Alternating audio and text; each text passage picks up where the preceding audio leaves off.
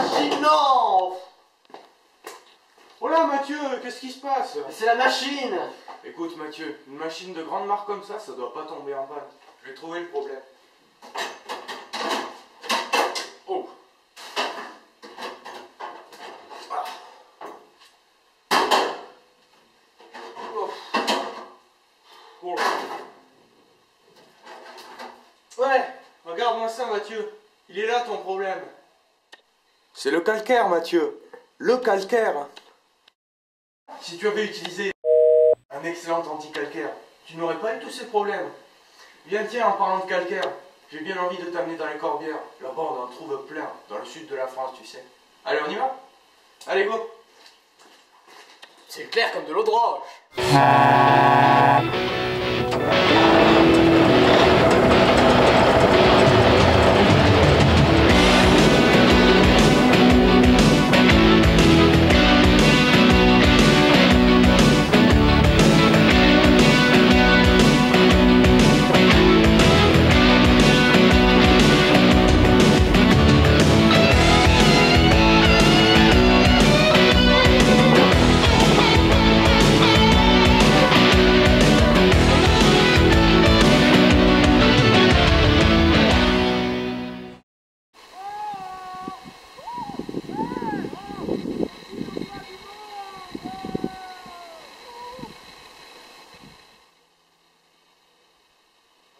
Je me trouve actuellement au château d'Aupoul, au-dessus du village du même nom.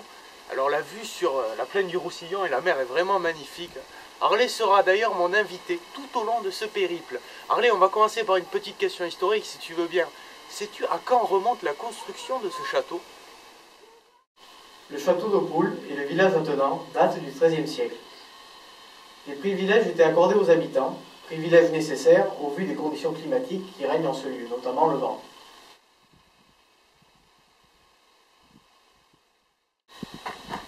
Dis donc Mathieu, le temps que je redescende, tu pourrais pas expliquer la situation du lieu? Alors, le massif des Corbières est situé à l'extrême sud de la France, ici, entre Pyrénées-Orientales et Aude. Le château d'Aupoul est situé ici, un petit peu au nord-ouest de Perpignan. Il est à l'extrême sud des Corbières. Alors, les Corbières, c'est un massif principalement calcaire, même si son sommet, le célèbre pic de Bugarach, qui culmine à 1231 mètres d'altitude, ne l'est pas.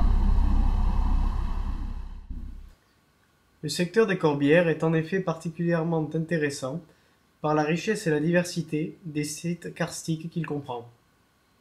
Valentin va parcourir une partie du massif afin de mieux comprendre leur formation.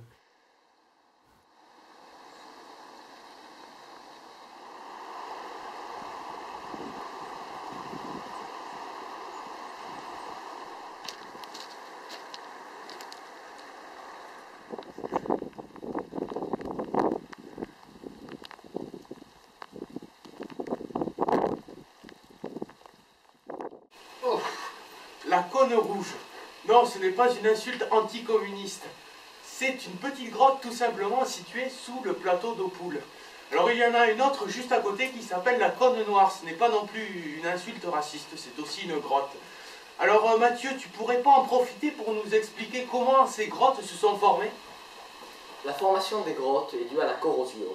En effet, l'eau entraîne dans sa course différentes solutions acides qui vont ronger le calcaire. L'eau se charge ensuite d'éliminer les débris en les envoyant vers l'extérieur. Il y a ici sous mes pieds des roches aux formes particulières, des roches calcaires et très coupantes. Alors on les appelle dans le coin des lapiès avec un Z à la fin. Mathieu, tu pourrais nous expliquer à quoi est due la forme de ces roches coupantes qu'on appelle lapiès? Alors Valentin, les lapiès, ces roches trouées, striées, fissurées, peuvent se former de différentes façons, soit par les cycles de gel et de dégel, soit par le ruissellement des eaux. Nous allons faire une expérience. Alors, comme vous pouvez le voir, nous allons essayer d'attaquer ce morceau de calcaire avec de l'acide, comme il s'en trouve naturellement dans l'eau.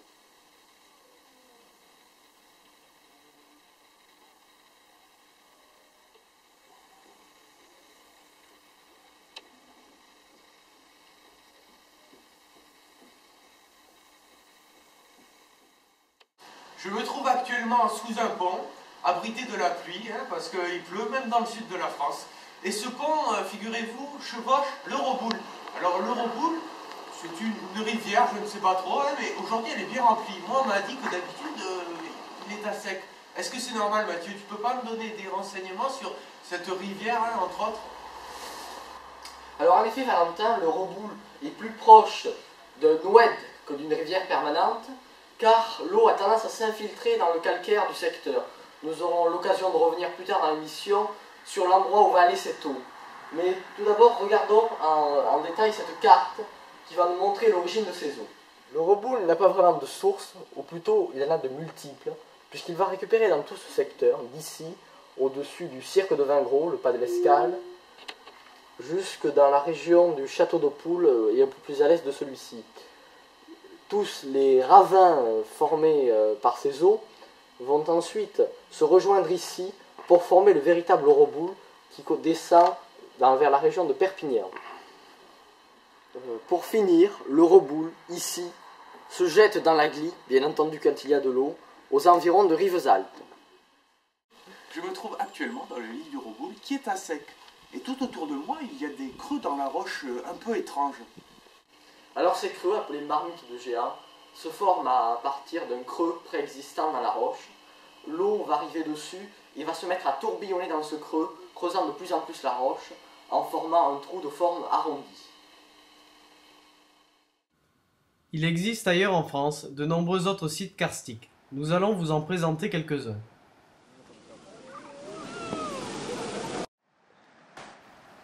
Quelques kilomètres après sa source, le ruisseau du Bonheur rentre sous terre pour former un réseau de galeries souterraines appelé abîme de Bramabio.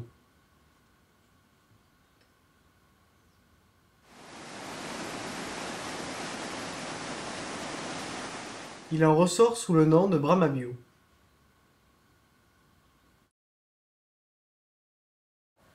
Le massif du Jura est célèbre pour ses multiples résurgences. Ici, le Crebillard, gouffre d'effondrement communiquant avec celle du Lison, affluent de la Loue. La Loue a la particularité d'être issue des pertes du Doubs, dans lequel elle se jette. Enfin, la source du Doubs. Dans la reculée de Baume-les-Messieurs se trouve la cascade des Tufs, dite cascade pétrifiante. Tu vois, Mathieu, l'eau peut creuser le calcaire, mais aussi en rajouter en formant des dépôts. Le Jura comprend de très nombreuses autres cascades. Ici, par exemple, celle du Hérisson, cours d'eau qui en franchit 31 en moins de 3 km.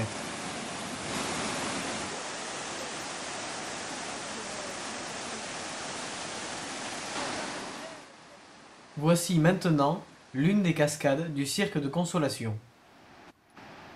Enfin, la cascade intermittente du Bief des Ruines, la plus haute du Jura. Au sud du Massif central se trouve la région des Grands Causses, vaste plateau calcaire. Il s'agit du Causse Méjean, que vous voyez d'ailleurs à l'écran, du Causse Noir, du Causse du Larzac et du Causse de Sauveterre.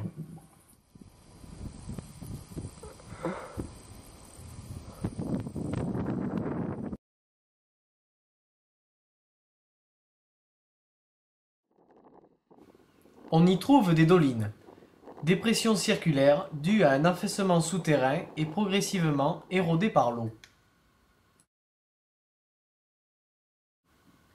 Le chaos de Nîmes-le-Vieux, sur le Causse Méjean, en Lozère, est un site ruiniforme.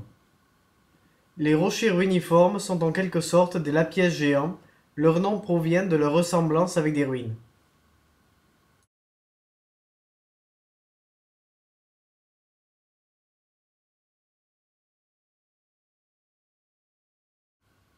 Autre exemple de rocher ruiniforme, le sabot de Malepeyre est le dernier vestige d'un ancien cours d'eau souterrain.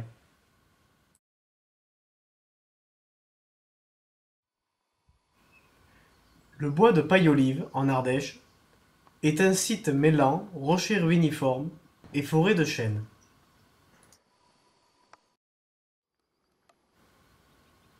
En dessous du site se trouvent les gorges du Chassezac. Les gorges de l'Ardèche mesurent environ 30 km de long. Elles sont notamment connues pour le pont d'Arc et la grotte Chauvet.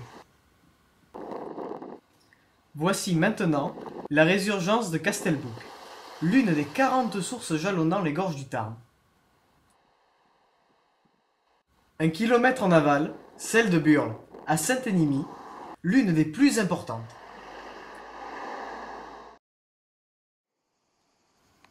Le Tarn a creusé sur plus de 50 km des gorges impressionnantes entre le Causse Méjean et le Causse de Sauveterre, mesurant parfois jusqu'à 600 mètres de haut.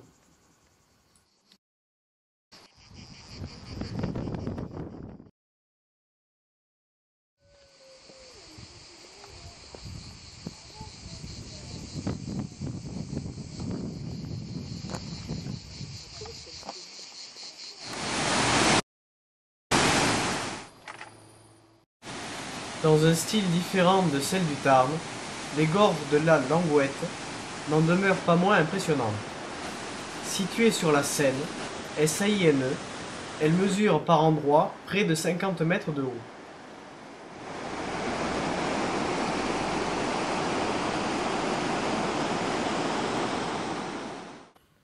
Pour terminer ce Tour de France, 2 autres exemples de falaises. Le défilé de Ruhomme, ici à l'écran,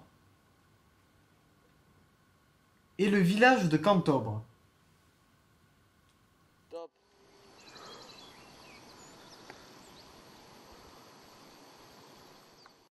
Ce lieu si étrange se nomme Gour de l'Ancre.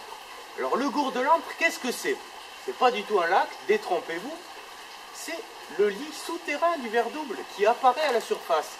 Alors avant, il est souterrain, ce lit justement, puis il apparaît ici à la surface avant de repartir dans les entrailles de la Terre par cette cavité-là. Et moi j'ai une petite question, Mathieu. Ces eaux si bleuâtres, pourquoi est-ce qu'elles ne descendent pas plus bas sous terre? Pourquoi est-ce qu'elles s'arrêtent à ce niveau? Alors ce regard, qu'on peut également appeler gouffre d'effondrement, eh bien l'eau y reste grâce à un procédé finalement assez simple. Cette maquette va nous l'expliquer un peu mieux. Tout comme dans une nappe phréatique, l'eau reste ici grâce à l'argile en dessous qui, de par son imperméabilité, empêche l'eau de s'enfoncer dans les entrailles de la terre. Près de Duyac, sous Perpertuse, le ver double franchit une série de marmites de géants, gourds et cascades, au lieu dit moulin de ribote.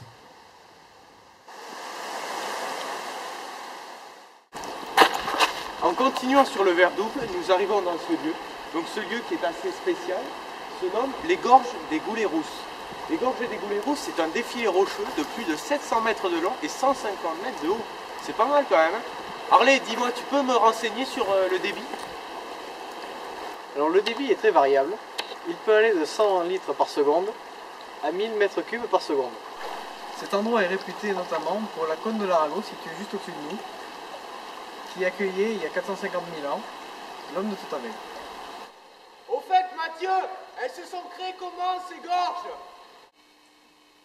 Alors les gorges des Goulets-Rousses, comme la plupart des gorges, se sont formées de manière assez simple. En fait, le ver double, à force de passer dans son lit, a creusé et creusé la roche, ce qui a entraîné la formation de gorges aujourd'hui impressionnantes.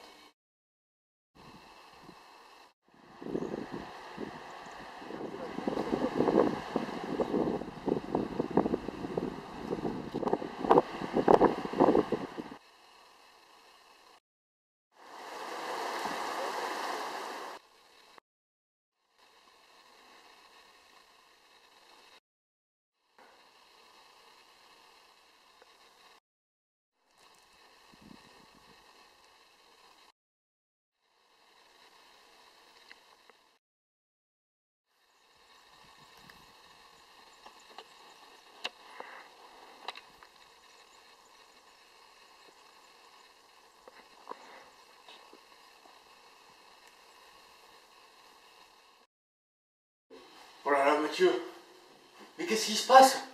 L'eau a disparu. Non, c'est pas possible. Où elle est passée? Où elle est passée, l'eau? Franchement, elle est où?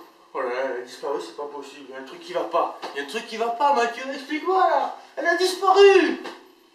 Oh, oh, aidez-moi. Pas de panique. L'eau du ver double s'est en fait infiltrée en sous-sol. C'est ce que l'on appelle des pertes. tout à fait normal. En effet, le verre double est plus souvent à sec qu'à eau à cet endroit-là et jusqu'à son confluent avec la glie. Nous allons voir une maquette qui va nous permettre de mieux comprendre ce phénomène.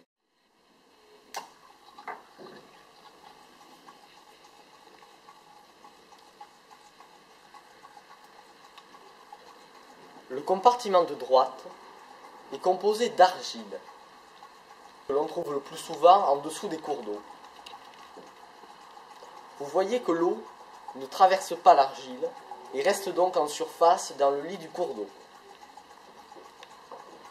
Dans le compartiment central, on observe des infiltrations. Le sous-sol est en effet composé de sable et de gravier qui ont tendance à laisser passer l'eau. Enfin, le compartiment de gauche subit un peu moins d'infiltration. Il s'agit d'un mélange de gravier et d'argile. L'émergence de Fontestramar, près de Sals, est mentionnée dès l'époque romaine, par le géographe Pomponius Mela. Ces eaux proviennent des pertes de la glie et du verre double, mais également du plateau d'Opule.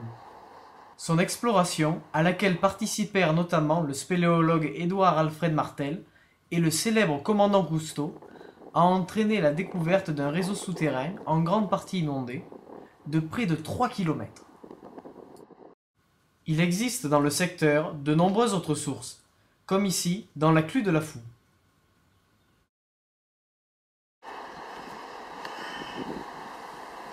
Oh, t'as vu Mathieu?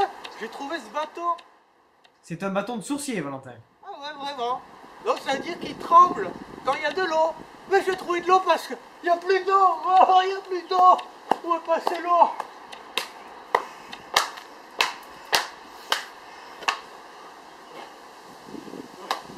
Quand j'avais le sens de la pluie. Tiens, l'eau vient. Ouc, ouc, ouc. Je sens la chute. Je sens la chute. Ah non.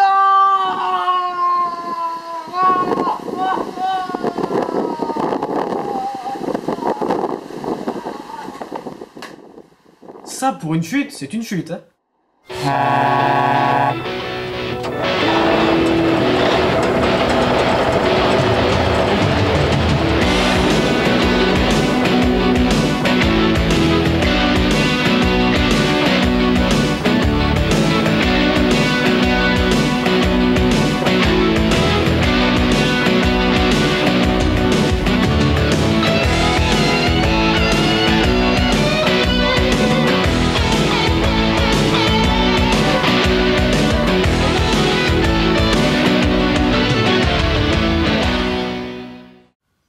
Ah, le soleil, les oiseaux, ah que c'est beau.